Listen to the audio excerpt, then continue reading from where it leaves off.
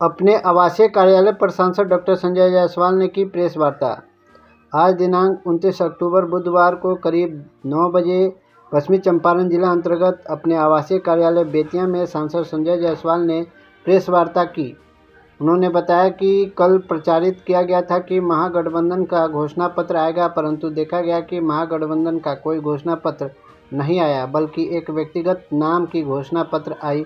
वह भी तेजस्वी जी के व्यक्तिगत नाम की घोषणा पत्र थी और इसका एक ही मात्र कारण है कि जो उनके अगल बगल लोग खड़े थे, चाहे वह दीपांकर भट्टाचार्य हों या फिर पवन खेड़े हों, सबको घोषणा पत्र से इतनी ज़्यादा शर्मिंदगी महसूस हुई कि उन लोगों ने फैसला लिया कि इसको महागठबंधन का घोषणा पत्र नहीं मानेंगे, बल्कि तेजस्वी जी का घोषणा पत्र मानेंगे, जिससे कि कल हमसे कोई सवाल नहीं पूछेगा। परंतु जिस घोषणा पत्र को लेकर यह सभी लोग खड़े थे, उसको लेकर मेरा सीधा प्रश्न है कि क्या 20 दिनों में जो उन्होंने समय दिया है कि 20 दिन में अधिनियम लाकर हर घर के व्यक्ति को सरकारी नौकरी देंगे। कल प्रचारित किया गया था कि महागठबंधन का घोषणा पत्र आएगा, परंतु देखा गया कि महागठबंधन का कोई घोषणा पत्र नहीं आया, बल्कि एक व्यक्ति का घोषणा पत्र आया। तेजस्वी जी के व्यक्तिगत नाम से घोषणा पत्र आया और इसका एक ही मात्र कारण है कि उसके अगल बगल जो लोग खड़े थे, चाहे वो दीपांकर भट्टाचार्य जी हों या फिर पवन खेड़ा जी हों, सबों को घोषणा पत्र से इतनी ज़्यादा शर्मिंदगी महसूस हुई कि इन लोगों ने फैसला किया कि इसको महागठबंधन का हम घोषणा पत्र नहीं मानेंगे, बल्कि एक व्यक्ति अर्थात तेजस्वी का घोषणा पत्र मानेंगे, जिससे कल हमसे कोई भी सवाल नहीं पूछ सके। परंतु जो घोषणा पत्र को ये सारे लोग लेके खड़े थे, उसको लेके मेरा सीधा प्रश्न है कि क्या 20 दिन का जो उन्होंने समय दिया है कि 20 दिन में अधिनियम लाके हर घर के व्यक्ति को सरकारी नौकरी देंगे, तो फिर 4 दिसंबर को जब 20 दिन पूरा होगा तो बिहार के सभी जन वितरण प्रणाली के दुकानों को बंद करने का उनका इरादा है।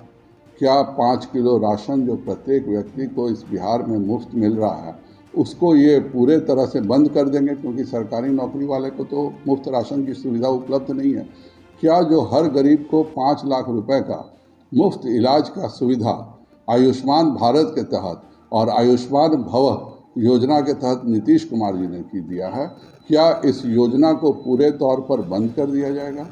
क्या इस बिहार में जो उज्ज्वला योजना के तहत प्रत्येक गरीब के घर को 300 रुपया गैस की सब्सिडी मिलती है, 6,000 रुपये जो किसानों को मिलता है, क्या इन सब योजनाओं को बंद कर देंगे?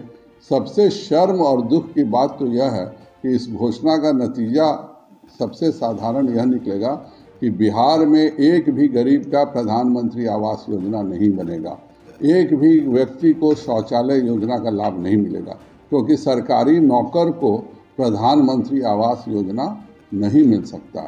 तो ये एक पूरी साजिश तेजस्वी ने अपने पिता के से सीखते हुए की है। उनके पिता के राज में 2005 से पहले सभी दुकानें 4 बजे बंद हो जाती थी।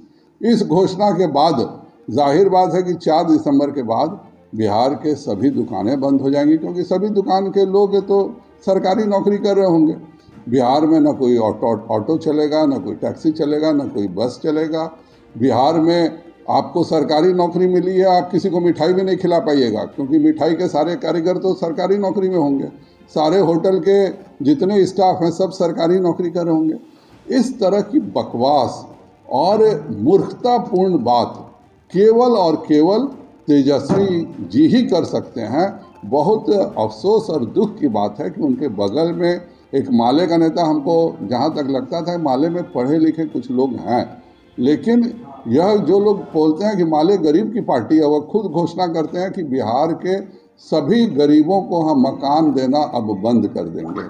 ये एक पूरी साजिश है कि बिहार को एक ऐसा झूठा और ढकोरपंथी बात किया जाए, और इसीलिए जाहिर बात है उसका नाम भी इन्होंने एक व्यक्ति के नाम से रखा है। पहला बार हम देख रहे हैं कि घोषणा पत्र न राजद का है न महागठबंधन का है, घोषणा पत्र एक व्यक्ति के नाम से, कि तेजस्वी जी अपना समझेंगे कि हमने इतना बड़ा झूठ, इतना बड़ा बकवास क्यों बोला।